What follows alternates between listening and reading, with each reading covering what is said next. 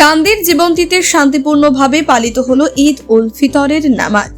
পবিত্র রমজান মাসের সিয়াম বা রোজা পালন করার পর সোমবার শাওয়াল মাসের প্রথম দিনে পালিত হলো ঈদ উল ফিতর অর্থাৎ খুশির ঈদ।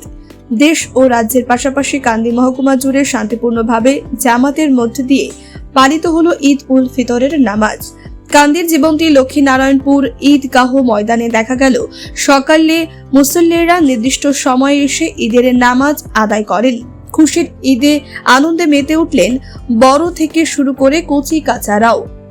ঈদের নামাজে মোনাজাতে দেশের শান্তি সমৃদ্ধি ও দেশের মানুষের সুস্থতা কামনা করে দোয়া করা হয়। উল্লেখ্য, ইসলাম ধর্মাবলম্বী মানুষের কাছে বছরের দুটি বড় উৎসবের মধ্যে ঈদ উল ফিতর অর্থাৎ খুশির ঈদে সকলেই আনন্দে মেতে ওঠেন।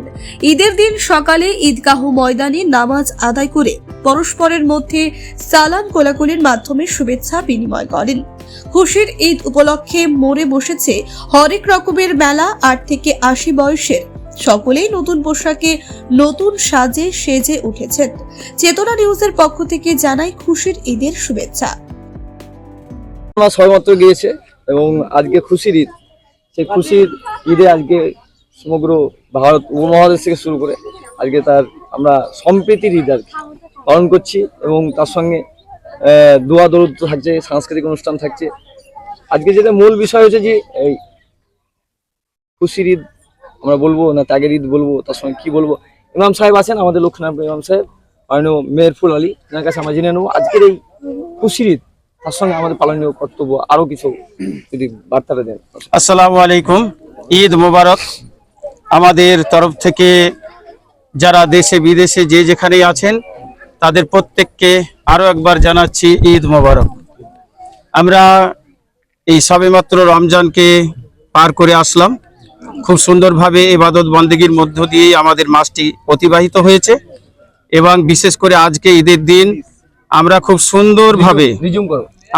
সুন্দরভাবে শান্তির মধ্য দিয়ে এই বছরের ঈদ আমরা পালন করতে পারলাম। আমাদেরকে প্রশাসন সহযোগিতা করেছেন এবং বিভিন্নভাবে আমরা বিভিন্ন দিক থেকে যুবকদের সহযোগিতা পেয়েছি।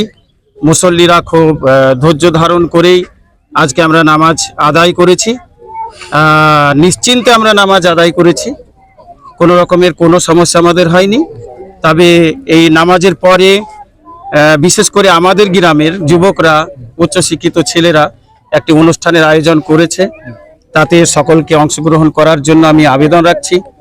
তাছাড়া যারা আত্মীয় স্বজনদের দেখা সাক্ষাতের জন্য যাবেন, তারা যেন বেপরোয়া গাড়ি না চালায়, রাস্তার শৃঙ্খলা যেন বজায় থাকে। বিশেষ করে যাদের ড্রাইভিং লাইসেন্স নেই তারা যেন গাড়ি ড্রাইভ না করে, সচেতন, মানে নিজের ক্ষতি না হোক ও অন্যজনের ক্ষতি যেন না হয়। আমাদের লাইভ আছে তো, প্রশাসন প্রতি বছর আমাদের সহযোগিতা করেন এবং শুধু প্রশাসন না, সবাই সহযোগিতাই আমাদের একটা খুশির ঈদ উদযাপন। তো তার সঙ্গে আমাদের এই মুহূর্তে দাঁড়িয়ে সাম্প্রদায়িক সম্পত্তি বিভিন্ন ছড়িয়ে দিচ্ছি। আমরা মুসলিম হিসাবে আমাদের সবাইকে নিয়ে চলার বার্তা কি দেবো? মুসলিম হিসাবে কে কি করছে সেটা তো পরের কথা, কিন্তু আমাদের কি বার্তা হবে, আমরা কিভাবে শান্তি শৃঙ্খলা বজায় রাখবো? দেখুন, পশ্চিমবাংলার প্রশাসন যেমন আমি ঈদগাহে ঢোকার পূর্বেই আমাকে তারা ফুলের তোড়া দিয়ে সম্বর্ধনা জানিয়েছেন, প্রতি বছর এটা করে থাকেন। তিনাদের সহযোগিতা তো মানে যথেষ্ট প্রশংসার।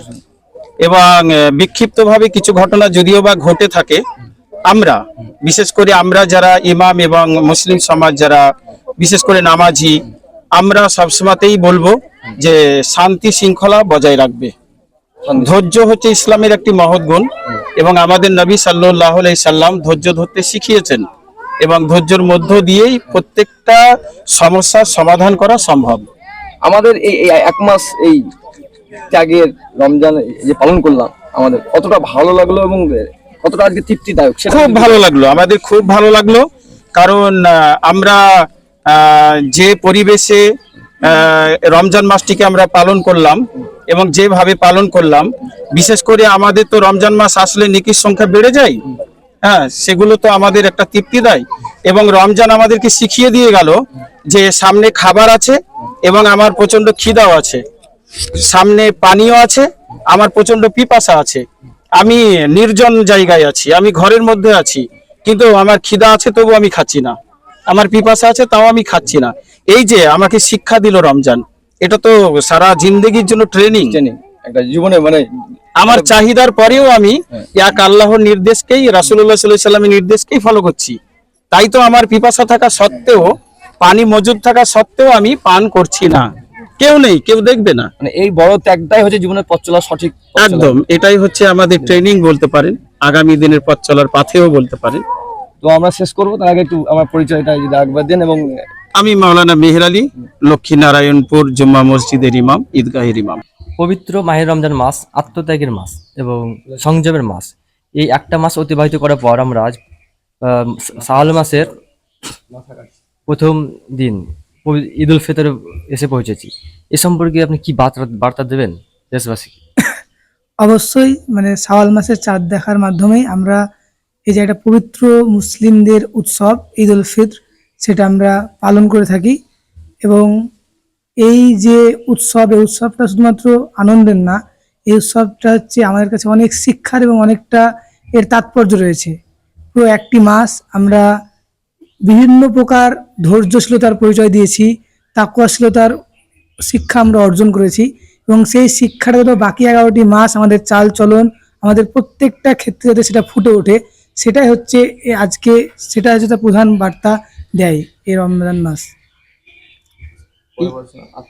এই ঈদ উল ফিতর যে দিন, আপনি কি রাস্তাঘাটে যে যুব সমাজ আছে তাদের উদ্দেশ্যে কি বলবেন, যেভাবে আমরা বাইকে চলাই এভাবে?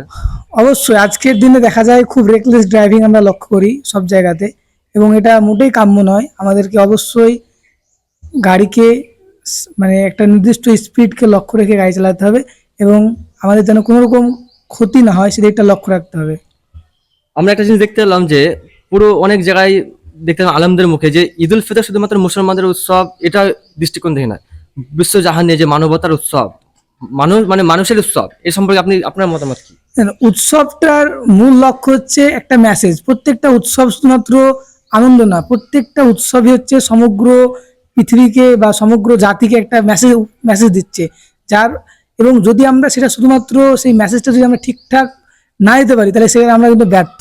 আসলে আমরা সত্যিই খুব দুঃখের বিষয় হচ্ছে আমরা আজকে যে আমরা সঠিক মেসেজটা নিজেদের মধ্যেও সেখান থেকে শিক্ষা নিতে পারিনি, আমরা আমাদের পারিপার্শ্বিক বা আমরা অন্যান্য জায়গাতেও সেই মেসেজটা দিতে পারিনি। তার কারণেই সবকিছু একপাক্ষিক হয়ে যাচ্ছে। কিন্তু আমরা যদি প্রকৃতপক্ষে ঈদের যে মেসেজ, যে তাকওয়াশীলতার যে মেসেজ, সেটা যদি আমরা দিতে পারতাম, তাহলে এটা আরো বেশি গ্রহণযোগ্যতা রাখতো এবং এটা বেশি সার্থকতা লাভ করতো।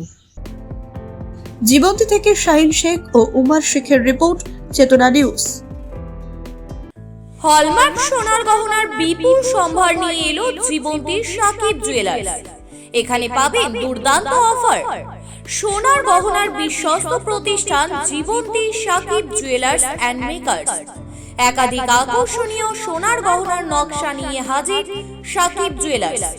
নেকলেস থেকে কানের দুল, আংটি থেকে বিয়ের শাখা, পলা, নোয়া বাঁধানো সব ধরনের গহনাই পাবেন জীবন্তীর একমাত্র বিশ্বস্ত প্রতিষ্ঠান সাকিব জুয়েলার্সে। এখানে গ্রাহকের মনের মতো করে গয়না তৈরি করে দেওয়ার ব্যবস্থা রয়েছে। শুধু সোনার গহনাই নয়, কম দামে রূপোর, চাঁদির গহনার অভাবনীয় কালেকশনও রয়েছে জীবন্তী সাকিব জুয়েলার্স অ্যান্ড মেকার্সে। আমাদের ঠিকানা জীবন্তী বাস স্ট্যান্ড, শাহিদ হাজি মার্কেট, কান্দি, মুর্শিদাবাদ। যোগাযোগ নম্বর 9932846770 অথবা 7478666786।